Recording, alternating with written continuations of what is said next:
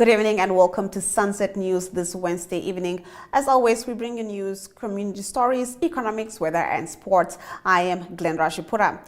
In the news tonight, Judge Ramon Masdorp heard the case in which Chinese lithium miner Zinfec Investments is challenging the Minister of Mines and Energy Tom Alwindo's decision to revoke their mining license ML243 for their Okambahe open pit near Omaruru yesterday. Now, the minister says Zinfec committed fraud in their initial application for the license and that he can revoke the 20-year concession. He has given the miners until the 31st of May to stop all operations there. Now, Zinfec says the Mineral Act does not give the minister the right to cancel the license and that stoppage of work will jeopardize their 600 million Namibian dollars investment, cost almost 290 jobs, and increase risk to the environment. In attendance at the hearing was the active executive director of the Ministry of Mines and Energy, Brian Asep, who briefly explains what happened. This video was by Agweta Greg.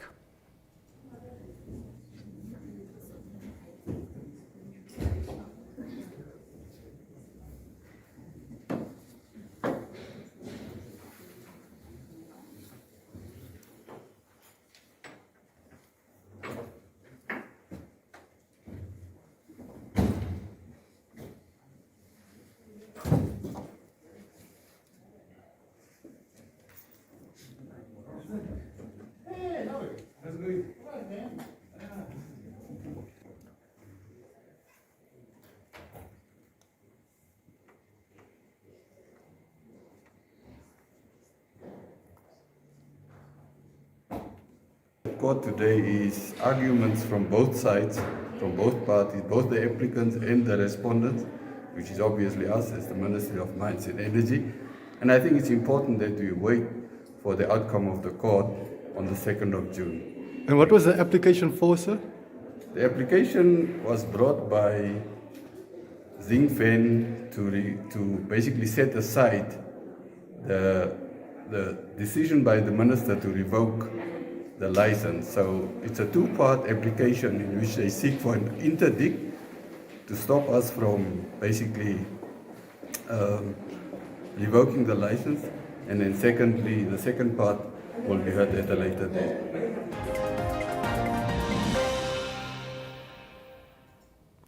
One of the 4 cheetah cubs born in India following the successful translocation of 8 Namibian cheetahs to the country has died. The initiative aimed to revitalize the cheetah population that had gone extinct in India. The cause of the latest death has not been determined. This makes it the 4th cheetah to have died as part of Project Cheetah. A female cheetah from Namibia named Sasha died due to a kidney ailment on the 27th of March. Uday, a South African cheetah, died in April due to cardiopulmonary failure. Another South African female cheetah named Dakasha died on the 9th of March following a violent interaction with a male during a mating attempt. Now, a total of 20 cheetahs from South Africa, 12, and Namibia, 8, were translocated to the Kuno National Park of Madhya Pradesh. Concerns have been raised over the well-being of the cheetahs and that they should rather be relocated. In the next story, the University of Namibia's School of Dentistry proudly celebrated the graduation of its inaugural cohort of 16 dentists this year. These dentists have successfully earned a bachelor's degree in dental surgery honors, marking a significant accomplishment for both the graduates and the field of dentistry in Namibia. What sets these newly minted dentists apart is their meticulously tailored education, specifically designed to suit Namibia's unique context and address specific oral health needs within the country. Throughout their education, these exceptional students have actively engaged in addressing the persisting treatment demands that have been overlooked in Namibia. Dr. John Ratubanzibwa, the Associate Dean of the School of Dentistry, emphasizes that these graduates are well equipped with first-hand experience and are ready to make a meaningful impact on oral health challenges from the very beginning of their professional careers. He highlighted that unlike their counterparts who have been trained abroad in foreign curricula and contexts, these homegrown dentists possess a distinct advantage that shines through as they enter the field. This has been a very fulfilling journey, and I believe this is only the beginning. While graduating as the first is a very significant Our aspirations extend beyond that, as there is so much more that we wish to achieve within the dentistry fraternity in the country, said graduate Pena Nelumbu. The graduation of the University of Namibia School of Dentistry's first cohort of dentists signifies a groundbreaking advancement for dentistry in Namibia. These homegrown dentists possess the knowledge, skills, and determination to address the specific oral health needs of the country, ultimately contributing to improved dental care and well-being for the population.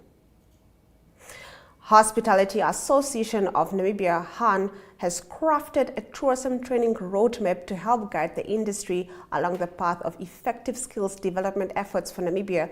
This follows after the recently held HAN Congress that focused on skills development and investment in Namibia's capital to ensure tourism growth and prosperity. According to CEO of HAN, Gita Paitsold, there is global consensus that the biggest challenge facing the international travel industry currently is an acute lack of skills and people willing to work in the tourism industry. Across the globe, national tourism institutions, authorities, and other relevant stakeholders are hosting summits, workshops, and discussions to find ways out of the skills deficiency spiral. And here in Namibia, HAN deemed it suitable to dedicate its annual event to focus on investing in people and skills in tourism, said Paitsold. She said that while Namibia boasts with a multitude of trainers and training programs at all levels for travel and hospitality, the fact is that the industry is suffering from a skills shortage highlighted by the lack of awareness and collaboration, and this begged addressing at the HAN Congress. Now, according to her, about 120 stakeholders from the tourism sector and relevant training providers attended and discussed solutions to the global challenge of skills deficiency in the travel sector. Gaps, challenges, and obstacles that were identified included misconceptions of the status of work in the travel sector, bureaucracy, red tape, and lack of coordination between trainers, authorities, and the industry. It was also noted that the process and timing of curriculum development prohibited flexibility to meet the ever-changing business environment in tourism, and that there is a lack of support for and recognition of the value of work-integrated learning, apprenticeships, job attachments, and internships not implemented enough. It was decided that the actions required by trainers and the authority are that a skills audit should be done to determine output targets and a tracer study to determine the number of graduates and where they enter the job market. It was also suggested that to achieve closer and ongoing collaboration among training providers at secondary, vocational, tertiary, and work-integrated learning level, authorities and industry, a vehicle organization should be formed to unite and streamline all skills development efforts in the future. Now, according to Paitsold, the tourism sector in turn agreed to work on conceptualizing initiatives to allow interested youth a closer look into the industry through familiarization programs or gap year programs, while strengthening efforts to include work-integrated learning at the workplace through apprenticeship programs, internships, and job attachments. After the break, in our story of the day, we take a look at one man's 15,000-kilometer journey throughout Africa. Do stay with us.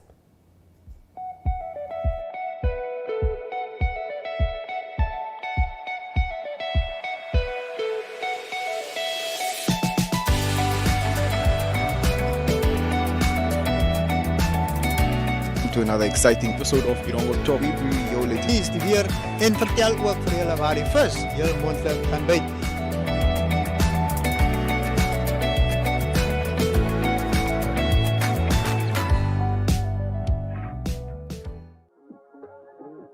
We are so excited to be kickstarting your morning with the entertainment. Everything was happening during this past weekend. Yes. Exciting news. Wow, no, she was killing it already. In my opinion, I don't see anything wrong with him serving the full term. As well as keeping you informed on the issues that you need to know happening in and around our country.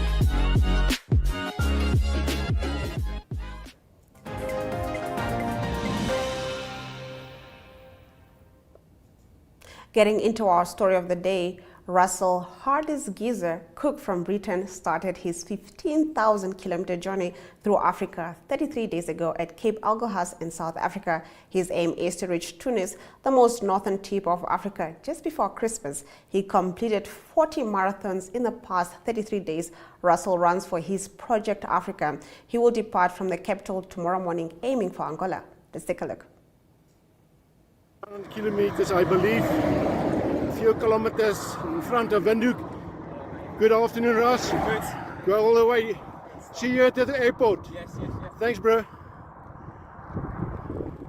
Russell, Yes. my guess is that you have completed more or less 40 marathons in 33 days. Yeah, something like that. Something like that. And the kilometers, 1,007 approximately. Something like that, yeah.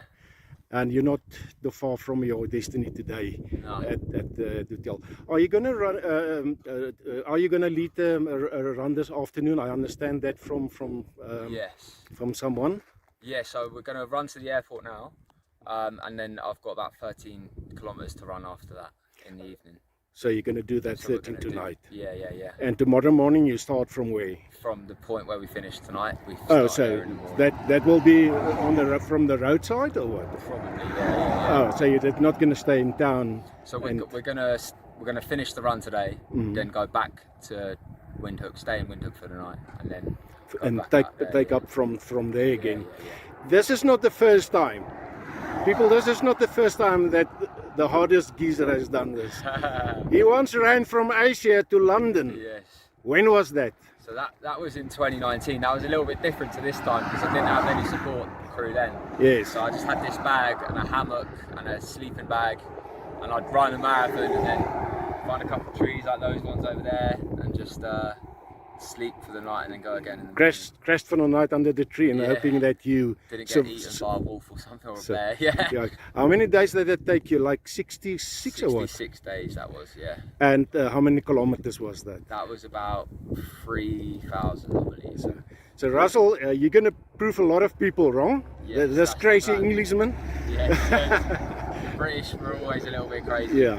Russell, thank you very much for your time. No worries, guys. Good luck Pleasure. with the rest of the road. There's another 15 countries Yes. left and the half of Namibia to the northern border with Angola. I'm excited. Any message for the Namibian people, because this is going on to TV today? Yes, I just want to say a massive thank you to all the Namibians who've been so kind to us throughout our time here. You know, it's a credit to all of you. And you know, keep pushing on, guys. Keep putting that work in. You know, we're gonna make it happen. Russell, the hardest.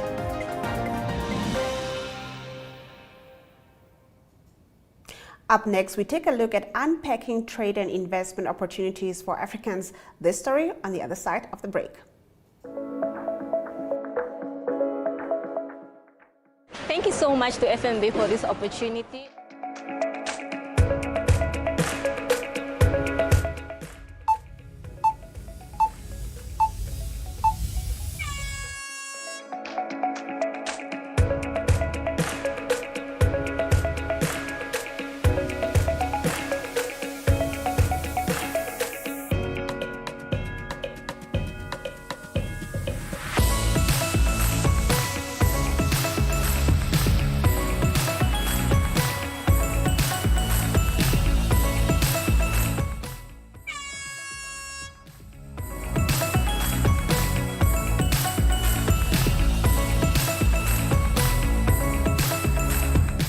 Thank you so much to FNB. What an experience. I never got to do shopping in 5 minutes, but look at all this.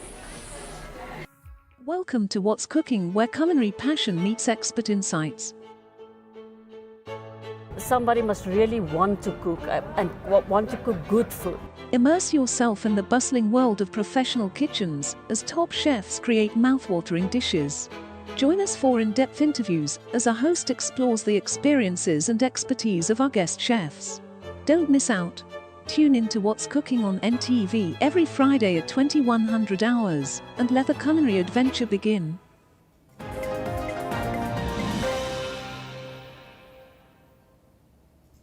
Let's take a look at our economic news.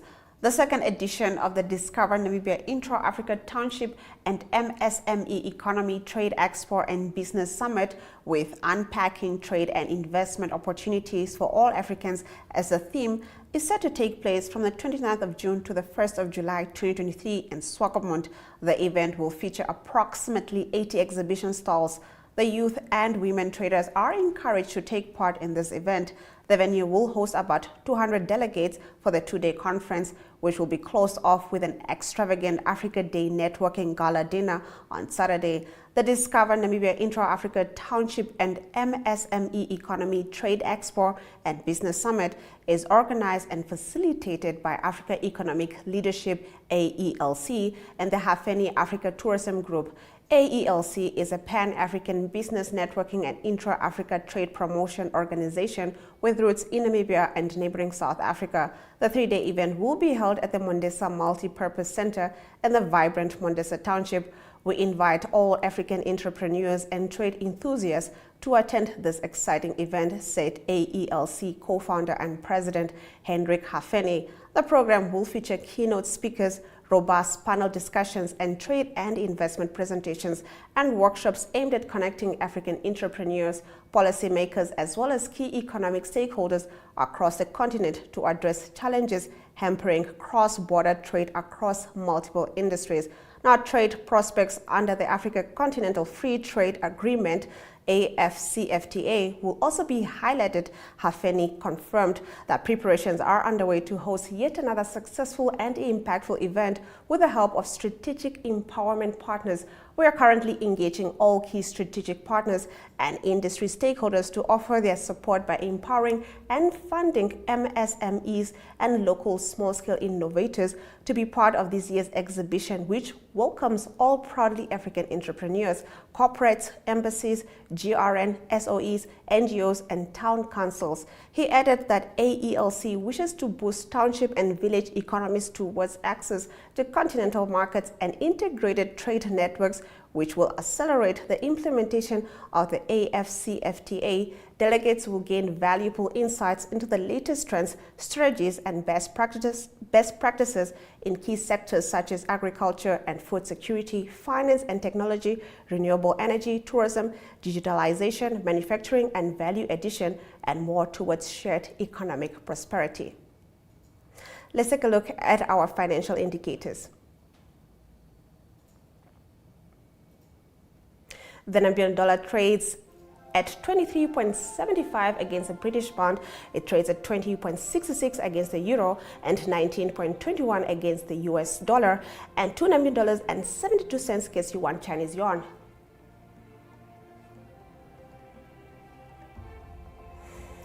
Zinc is down minus 2.91%, and Brent crude oil is up 0.87%, trading at $78.18 per barrel. A 95-year-old woman who was tasered by police at an Australian care home, sparking a public outcry, has died. We get into this story after the break. Connection. It's in the human touch, the feeling of belonging. It inspires us and empowers us, creates clarity from complexity. It starts new conversations, unlocks the power of advice, and makes an impact on your life. At Alex Forbes, we pioneer insight to provide you with advice that connects your decisions of today to your impact tomorrow. Welcome to My.NA Cars, your ultimate destination for everything automotive. I am your host, Diana Master. Teamwork makes the dream work, right? Discover the latest models, innovative technologies, and expert insights from our passionate hosts. Learn essential maintenance tips and get exclusive behind-the-scenes access to the automotive industry. Don't miss My.NA Cars on NTV every Thursday at 2100 hours. Tune in and ignite your passion for automobiles.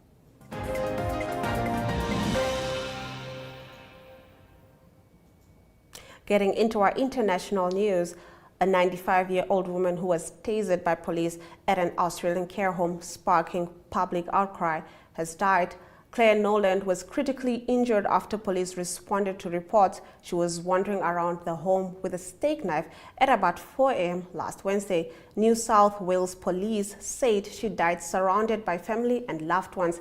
The officer who tasered Ms. Noland has been charged with assault. Now, the 33-year-old senior constable will face court in early July on charges of recklessly causing grievous bodily harm, assault, occasioning actual bodily harm, and common assault. He remains suspended from duty with pay while investigations continue. Ms. Noland lived in a care home in the town of Coma, about 114 kilometers south of Canberra, Australia's capital city. Now, NSW police said their thoughts and condolences remain with those who were lucky enough to know, love, and be loved by Ms. Noland during a life she led hallmarked by family, kindness, and community. Last week, police said she was armed with a steak knife. On Friday, they confirmed that she required a walking frame to move, and the officer discharged his taser after she began approaching at a slow pace. Ms. Noland is believed to have suffered a fractured skull and a serious brain bleed after falling and hitting her head during the incident. It has prompted calls for a state parliamentary inquiry and the release of police body cam visions of the confrontation. In a statement, Ms. Noland's family said she was a well-respected, much-loved, and a giving member of her local community and the loving and gentle-natured matriarch of the Noland family. They have asked for privacy following her death. Now, German police have carried out raids in 7 states in a probe into climate campaigners suspected of forming or backing a criminal group because of their controversial activities. Amongst those raided was Last Generation spokeswoman Carla Hendricks, whose door was broken down by armed police while she was in bed, the group said. Now, for months, Last Generation has disrupted traffic in German cities. Chancellor Olaf Scholz has condemned their campaign as completely crazy. We get into the weather right after the break. Welcome to What's Cooking, where culinary passion meets expert insights. Somebody must really want to cook and want to cook good food. Immerse yourself in the bustling world of professional kitchens as top chefs create mouth-watering dishes. Join us for in-depth interviews as our host explores the experiences and expertise of our guest chefs. Don't miss out. Tune in to What's Cooking on NTV every Friday at 2100 hours and let the culinary adventure begin.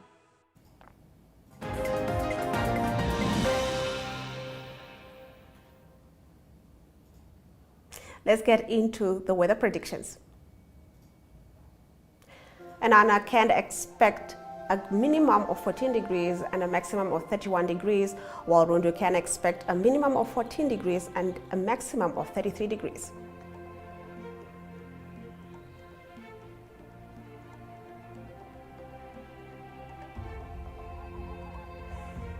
Henties Bay can expect a minimum of 14 degrees and a maximum of 17 degrees, while Swakopmund can expect a minimum of 14 degrees and a maximum of 16 degrees. We get into the sports news shortly.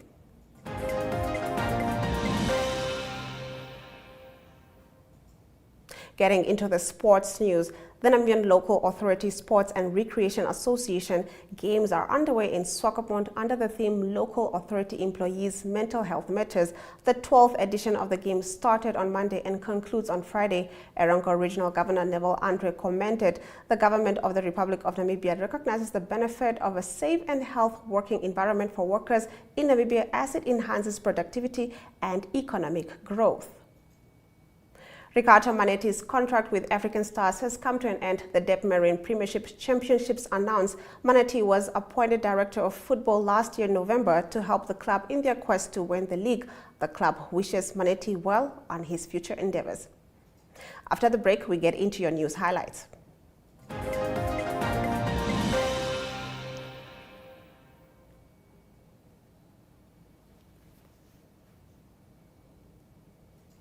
Getting into the news highlights from today's broadcast, Judge Ramon Masdorp heard the case in which Chinese lithium miner Zinfang Investment is challenging the Minister of Mines and Energy Tom Alwindo's decision to revoke their mining license ML243 for their Okambahe open pit near Omaruru yesterday. one of the 4 cheetahs cubs born in India following the successful translocation of 8 Namibia cheetahs to the country has died. The initiative aimed to revitalize the cheetah population that had gone extinct in India. Ricardo Manetti's contract with African Stars has come to an end. The Deb Marine Premiership Championship announced Manetti was appointed Director of Football last year November to help the club in their quest to win the league. And with that, we've come to the end of the broadcast. Make sure you join Sunset News on Facebook, on all NMH platforms on weekdays, as well as on our website, oneuptwo.com. Sunset News screens on DSTV channel 285 and GoTV channel 25 every weekday, and on Sundays from 7:30 p.m. to 8 p.m. I am Glenn Rashipura. This has been Sunset News. Don't end your day without us.